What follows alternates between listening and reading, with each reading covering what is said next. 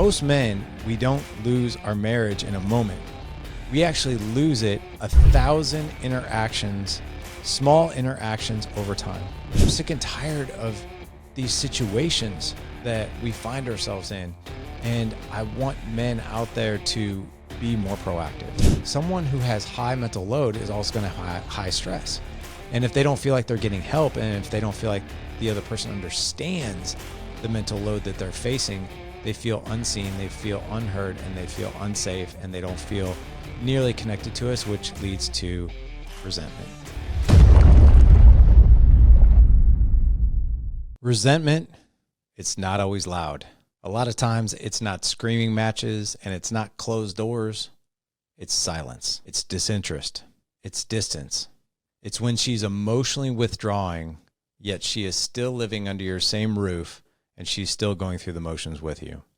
Most men will wait for a crisis or a blow up before they realize that their marriage is really, really in trouble.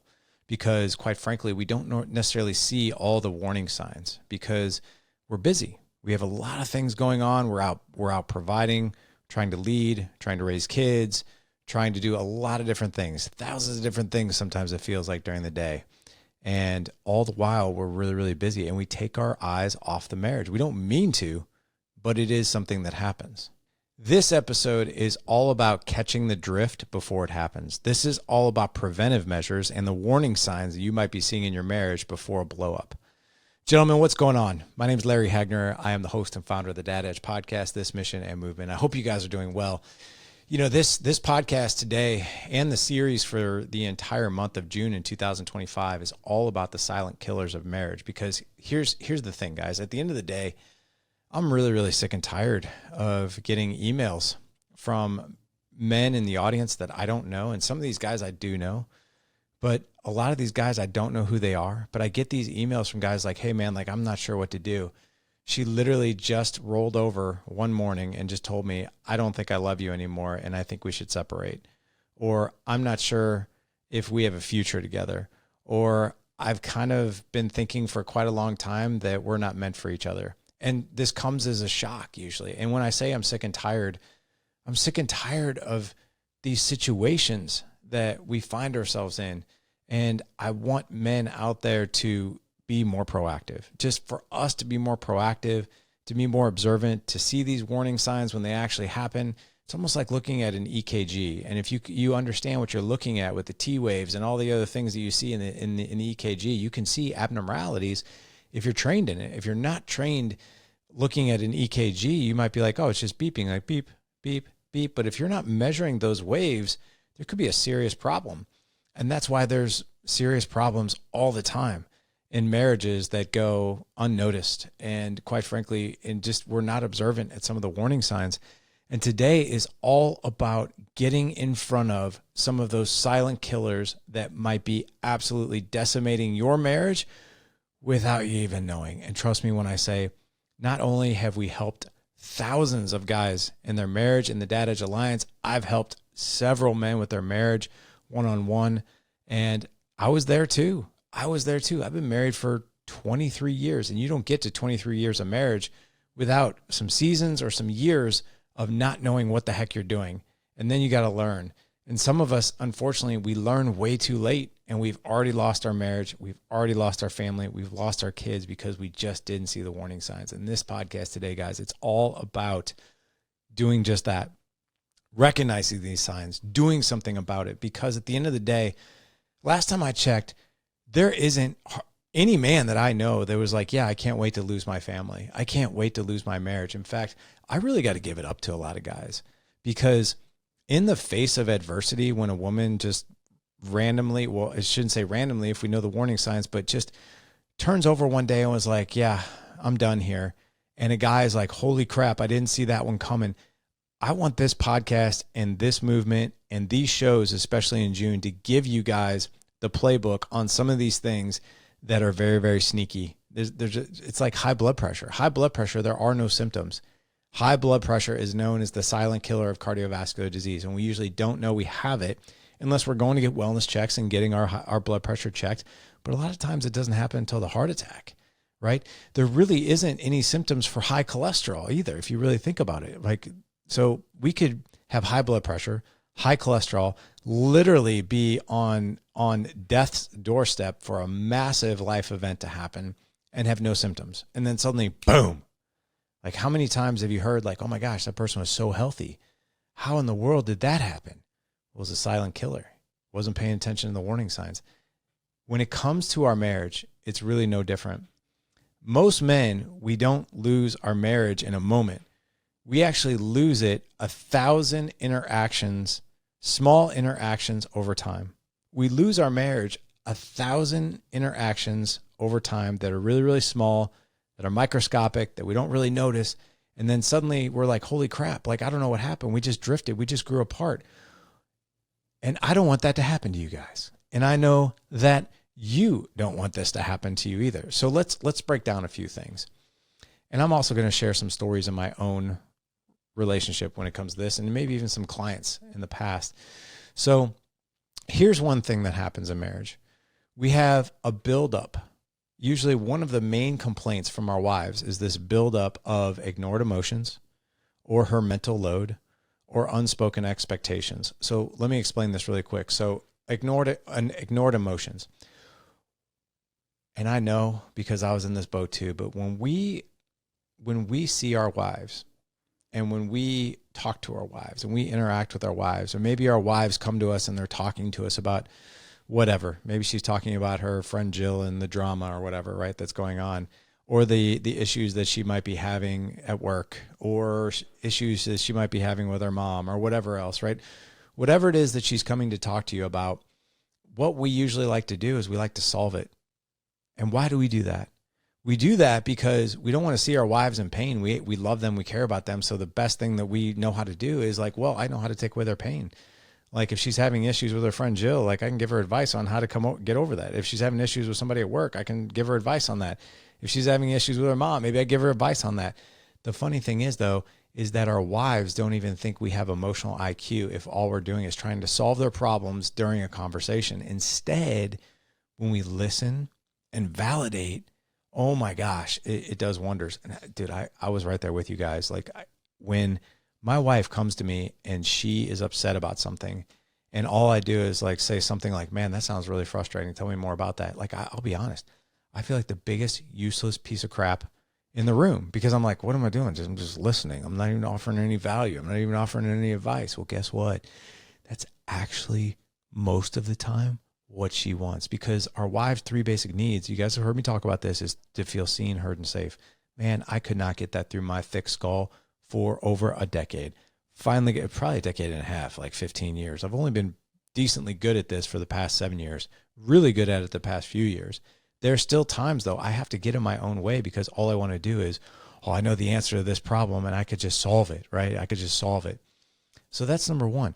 Listen for validation. Listen for emotion. And remember, emotions are one word. So if she comes to you and she's talking to you about something that she's frustrated over, a lot of times all you have to do is say, man, that sounds really frustrating. I don't know who wouldn't be frustrated. Tell me more about what's going on.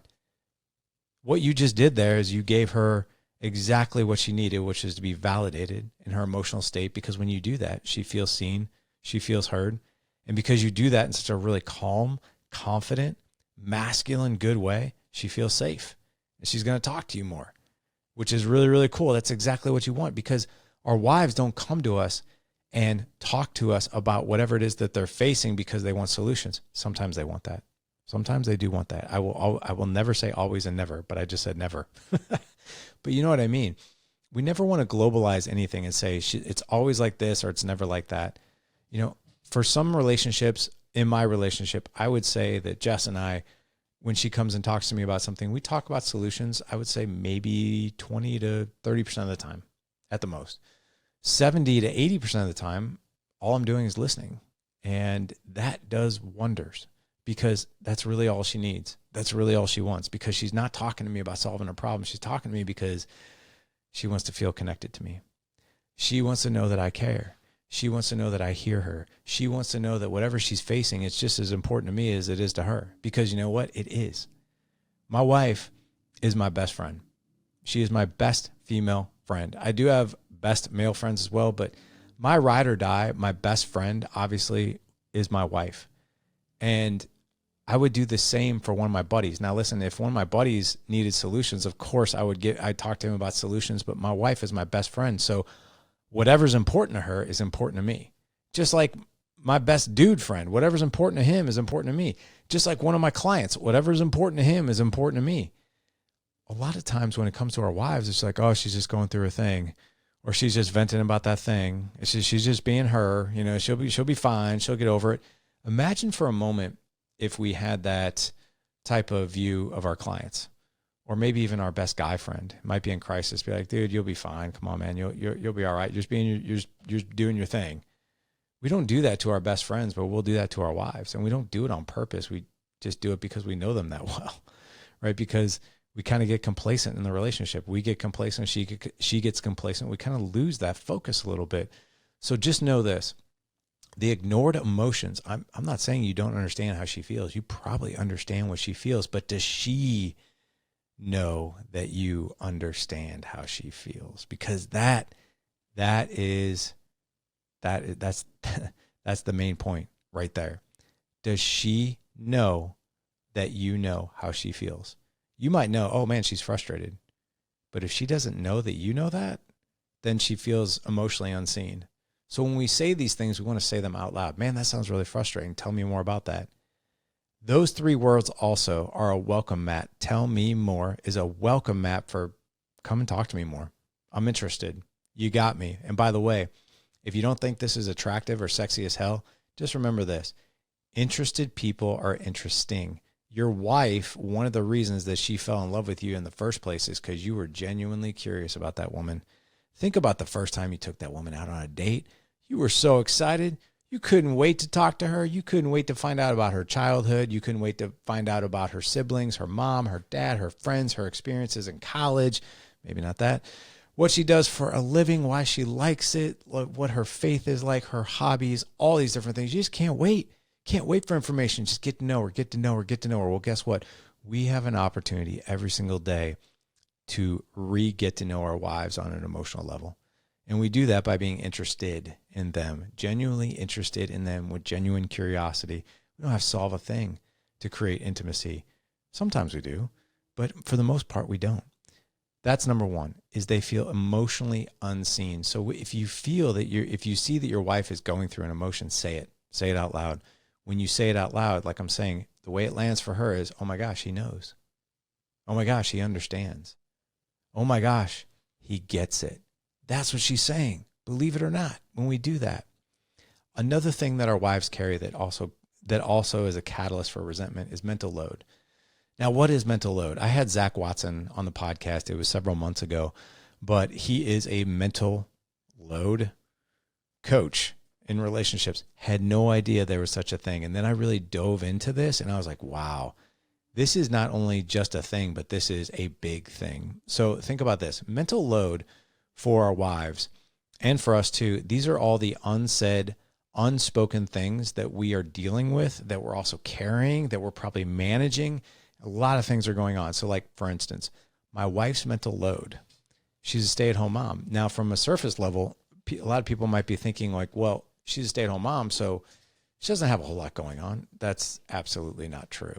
My wife, from the time she wakes up to the time she goes to bed, never stops moving and doing and managing and being and executing. Like literally, she is managing 4 young men, 4 young boys, all their school stuff, all their activities, everything they got going on. She's managing the household. She does the majority of our grocery shopping. She does the majority of our meals.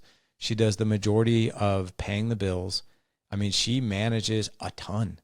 And if you really look at what she does from just a full-time level, there's so many, there's 100 things that she manages in a day. That will tax anybody's mental load. Now, it's not just our wives. This is a double-edged sword because someone who has high mental load is also going to have high stress. And if they don't feel like they're getting help, and if they don't feel like the other person understands the mental load that they're facing, they feel unseen, they feel unheard, and they feel unsafe, and they don't feel nearly connected to us, which leads to resentment. So mental load actually has a lot to do with the antithesis of resentment. So think of it this way. It's not just your wife that has mental load. and all types of other things going on. I mean, think about your life. You guys might be homeschooling. Your wife might be a stay-at-home mom. Maybe she's working, and maybe you guys are both working and trying to somehow manage, a household like a gazillion other people, right? But there's a lot of things that go into that. So it's not just our wives that actually manage and carry the mental load. It's also us. It's also us. Think about this. Throughout a day, it sometimes feels like thousands of things that we are in charge of as men, thousands of problems that feels like come our way. There are thousands of things that enter our mind on a daily basis that we're carrying, or that we're fighting, or that we're doing, or we're protecting, or we're providing. We're doing something and we're carrying a lot. And sometimes when we get home, we're just like, holy crap, man, I feel like I just ran a marathon. And you didn't physically, but from a mental load perspective, you probably did. That's what we all do as adults. So the mental load for us is all the problems that come our way, all the things that we're trying to do, all the things we're trying to make happen, trying to be that dad that we want to be, trying to be that husband we want to be, trying to be the friend, try to be everything to everyone all day long, carrying that. And we come home exhausted from our own mental load.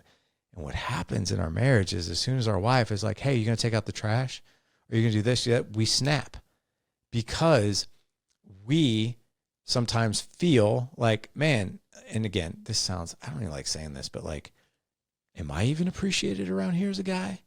Am I even respected around here as a guy? I walk in the door and the first thing I'm asked to do is take out the trash. So that could breed resentment in us too. This goes both ways. But these are like these micro cuts that we just quite don't pay attention to. But I want you to think about that for a moment. Think about a situation where maybe you and your wife were talking, and she's talking to you about something that's going on, and you barrel in and you try to solve her problems because you love her, because you care about her, because you want to take her pain away. She gets annoyed by it, and she's like, you don't ever listen to me. And you're like, what do you mean I never listen to you? I listen to you all the time. I just listen to you. No, you don't really understand. No, I do understand. No, you really don't. And by the way, can you take out the trash? And you'd be like, what the hell? Like, what is that all I'm good for around here? Is just doing stuff around here? I don't feel like I'm appreciated. I don't feel I'm respected. So men, we don't feel respected. We don't feel appreciated. Women don't feel seen. They don't feel heard. We're not fulfilling each other's needs. And all of a sudden, this resentment starts to creep in. Like these silent killers for both of us start to creep in, this is the third one. Unspoken expectations. Oh my God. If we really want to breed some resentment in our relationship, expect something of each other, but don't tell each other. This one is crazy. Like, guys, if there is ever a relationship killer in any relationship, it's, well, you just should have known. Or why didn't you just assume? You should have known better, right? Whatever. Or you should have known I wanted that, right? We don't know. We don't know what she wants or needs. She doesn't know what we want or need. But we can communicate them, right? If we communicate our expectations, believe it or not, like those expectations might actually be welcomed. I'll give you an example. And by the way, this is the other killer. Another killer is the presumed reactions or outcomes of the other if we do share what our expectation is, or even our desire. So let me break this down. You might be in a situation, and I'm gonna put all four of these together. Think of your day for a minute, just your work day. You as a guy out trying to make things happen, making a living, doing all these things that we're supposed to be doing. And we just get crushed throughout the day with to-dos, like stressed out, overwhelmed. There's a lot of things that come our way that we're just like, holy crap, I feel like I just ran a marathon of problems. She is probably having a very similar day where she's trying to tackle things on her own. Well, now then you both come together. You're both carrying mental load of all the gazillion things that you dealt with, all the gazillion things you have to do in your relationship dynamics. You're not fulfilling each other's needs as a husband and wife. So he doesn't feel appreciated or respected. She doesn't feel seen or heard. Now we have expectations, we have needs, wants, and desires, and we don't feel like that we can actually say them because we feel like the other person might shoot them down. So all of these unspoken expectations are a serious problem, right? And what they could do over time is they can absolutely decimate the relationship. So let me give you an example. You might have a desire as a man. You're like, you know what? I cannot stand the fact that we have sex once a month. I would love to have sex once a week, but oh my God, I don't want to ask because I feel this tension between us. because I'm kind of bitter about some things. I know she's bitter about some things. I don't want to ask for it. So then when we don't ask for it, then we get more resentful because you're like, God, I can't even say what I need or want in this relationship because quite frankly, it's not safe. Now, we don't use those words, it's not safe, but we'll use words like, because I just don't want to hear it. I just don't want to try. And what we're really saying is, I don't want to put myself out there because I don't know what she's going to say or do. And she's probably thinking the same. There are probably things that she wants or whatever. I'll give you an example of this. So this was several months ago, but I went to my wife and I was like, hey, I love the frequency of our sex life, but I would love to make a really fun rule with you if you're game for it. And she's like, okay, what is it? And I got to be honest, guys, like, I didn't think Jess would be down for this. I thought she might look at me, kind of like roll her eyes, be like, oh, you only want one thing. But she didn't. She's like, what's your idea? I was like, well, I know we have like sex once or twice a week, give or take, but it's not, it's kind of sporadic, meaning like I can always depend on it that often. But I think what would be really fun is like, what if we just said, let's not go 72 hours without hooking up? And suddenly she had this big smile on her face and she's like, I could do that. That sounds cool. And I'm like, really? And she's like, yeah. I'm like, and so here's the thing. I told myself a story that my wife would not be on board with that. Or if she rejects that idea, then maybe she's rejecting me or whatever. But you know what? I asked. And the answer came back. It was great. And if it didn't, who cares, right? I told her what I wanted. She has time to think about it. She might come back and say yes. She might come back and say no. If she says no, there will probably be good reason and we'll talk about it. But at the same time, like she was like, oh, I can get behind that. Let's do that. So, and it's been great. But here's what I'll tell you. Like when we hold those things back and we feel that we don't have the freedom to say those things or ask for those things, man, they can wreak havoc on our relationship. So again, ignored emotions. Make sure you understand what your wife is feeling and say it out loud. Also, understand the mental load that she's probably carrying. Also understand your own mental load and the things that you're carrying. Not sorry to say, but married couples deal with a lot of stress and a lot of mental load. We're trying to do a lot of different things. If you really think about it, being married in the first 2 decades is the busiest and probably the most pressure that we will feel in our human lives. When we're younger and in school, like, yeah, it's stressful, but not that stressful. When you're in college, it's stressful, but not that stressful. When you get married, it's like, okay, the stress got turned up a little bit. I'm now, providing for someone other than myself. And she's dealing with her own stuff and growing and getting out of college and working and all this stuff. And then all of a sudden a kid comes and you're like, whew, well, I thought a full-time job and marriage was crazy, but a kid? Whew. Okay, now 2 kids. Okay, now 3. Okay, now 4. And suddenly you're like, there's so much going on. I don't even know what to do or where to start. So there's a lot of things we carry. You really think about it. And if you really think about it, after like 20 years, after 20, 30 years after our kids are gone, well, then life sort of slows down again. It's called empty nesters, right? And then it's not nearly as busy. There's not nearly as much in the pressure cooker, but things do slow down. So in this busy time of our marriages, which all of us are in there, right? Be very, very cognizant about making these deposits, right? These deposits, they're small. They might feel insignificant, but they are so effective. It's like compound interest over time. When you're investing in your 401k or your retirement, any advisor will tell you, any person with any type of math sense will tell you, the best thing to do is to start early, even if it's small, and to be consistent over time, because your money will compound over time, and every 7 years it will double on average. But it will never double. It will never compound unless we are consistent, making these small deposits over time. Consistency, consistency, consistency, consistency. Never, ever, ever, ever, ever losing consistency.